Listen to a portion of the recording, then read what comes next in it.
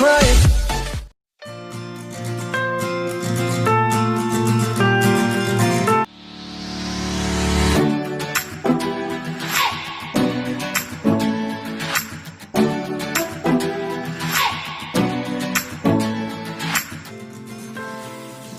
Assalamualaikum warahmatullahi wabarakatuh. Perkenalkan, nama saya Sulianti, NIM INAU 11171013 dari Fakultas Peternakan Universitas Hasanuddin, peserta KKN Nurse gelombang 10004 dari tim Pos Kota Palar 01.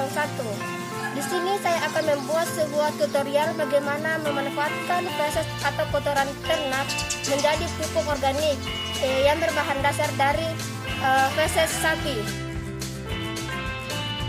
Di mana pupuk kompos merupakan pupuk organik alami yang dapat dibuat dari hijauan atau sisa hasil usaha peternakan, yaitu kotoran ternak.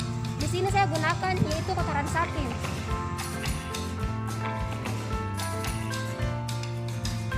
Adapun kandungan yang dimiliki dari pupuk kompos terdiri dari nitrogen, fosfor, kalium, serta dapat meningkatkan unsur hara pada tanah sehingga dapat meningkatkan pertumbuhan pada tanaman. Ini merupakan sebuah program kerja saya di bidang keilmuan, yaitu di bidang peternakan. Baik, silakan disimak videonya. Terima kasih.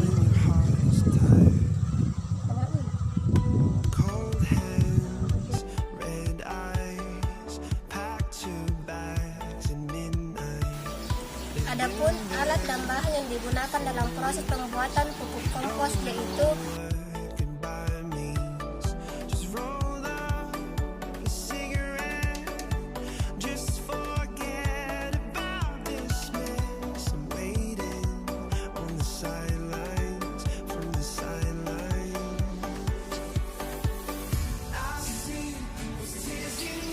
tahap pertama, yaitu mengeringkan dan mengumpulkan kotoran sapi yang sampai kandungan kadar airnya kurang dari 60-80%. Tahap kedua yaitu mengaktifkan dekomposer, yaitu dengan mencampurkan E4 dengan larutan molasses serta air, kemudian didiamkan selama 24 jam. Setelah itu baru bisa dicampurkan dengan bahan lain. Tahap selanjutnya itu pencampuran semua bahan menjadi satu, kemudian diaduk secara merata.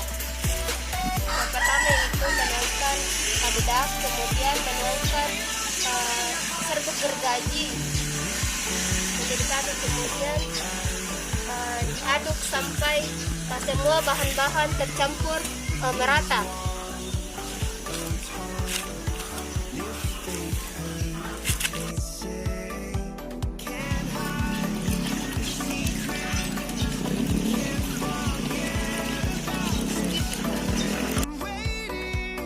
Tahap selanjutnya yaitu ketika semua bahan-bahan telah tercampur, ditambahkan E4 yang telah diaktifkan sebelumnya yang dicampurkan dengan air secara merata.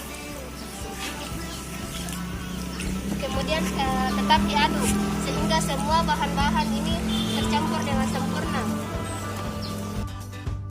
Tujuan pemberian dari E4 ini berfungsi sebagai bentuk fermentasi bakteri terhadap pupuk kompos agar tidak menimbulkan bau busuk, tapi melainkan menimbulkan bau segar terhadap aroma kompos.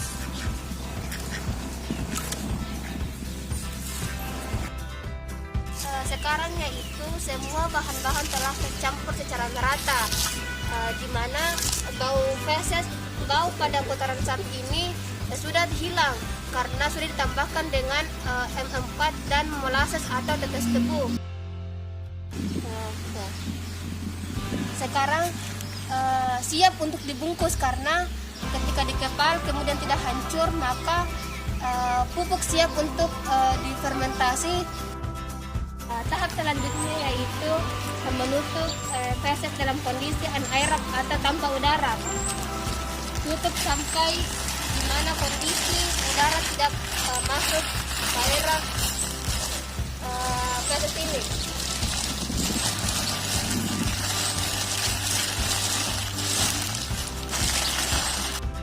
Jadi untuk menghasilkan pupuk yang baik, maka kita harus menunggu sampai 14 hari atau sekitar 2 pekan.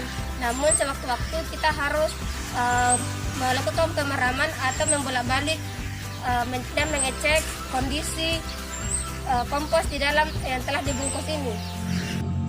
Proses pembalikan hamparan dilakukan setiap 7 hari sekali, yang dilakukan dengan dibalik agar oksigen bisa masuk ke dalam hamparan secara merata. Aktivitas mikroba bisa ditanda dengan peningkatan suhu. Peningkatan suhu terjadi pada hari ke-8 sampai hari ke-14.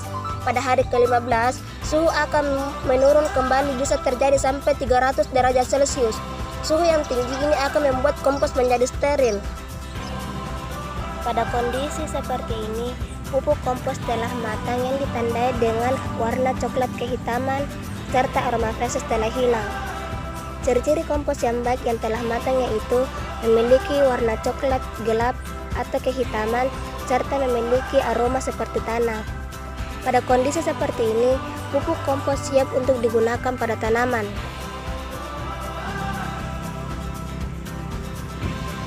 Cara pemberian pupuk kompos pada tanaman yaitu ditebarkan secara merata di permukaan tanah dengan dosis sesuai jenis tanaman.